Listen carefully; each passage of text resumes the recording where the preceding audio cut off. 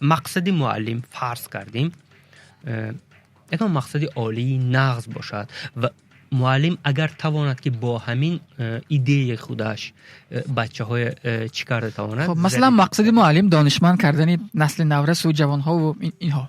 این مقصد فرض کردیم اگر داشته باشه. نیپنیت نه دانشمند کردن بچه. فکر کردن آموزانیدن. تحلیل کردن آموزانیدن. خرشا بچه ها باید برای چی این برای بچه ها عجیب باشد؟ برای چی عجیب؟ برای اینکه مغز سر دارن و وظیفه مغز سر باید فکر کردن، کار کردن. فکر یک دانشمند گفته بود تفکر چتری نجات پراشوت است. حتما باید کشاده شود. اگر کشاده نشد بیفایده. درست. مثلا فرض کنیم اگر مقصد عالی همین است. خب مقصد عالی هست چه چیز دیگر راه به سوی مقصد. راه ها هست. راه نه راه ها هست. راه ها به سوی مقصد. اگر ما مقصدمون انیق باشد، چیزی می‌خواستیم انیق باشد، پس ما دقیقاً همون طرف میریم. بله.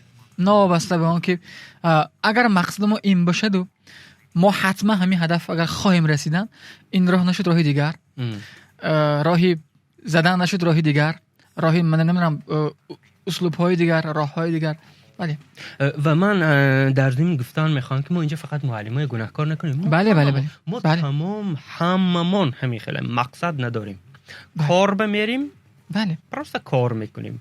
برای اینکه مقصدی عالی نداریم. مقصد ما همین معاش گرفتن. بله. خب معاش میگیریم. پول کار کردن. همون مقصد ما معاش گرفتن. معاش گرفته ایستادیم. اوکی از همه. به مقصد رسیده ایستادیم، اما مقصدی که کم ارزش‌تر. نه مقصدی عالی یگانه که همه ما به یک جا میبرد نه. اصلا باید این گونه باشه. حتما باید یک ایده عالی حتما داشته باشیم همه ما.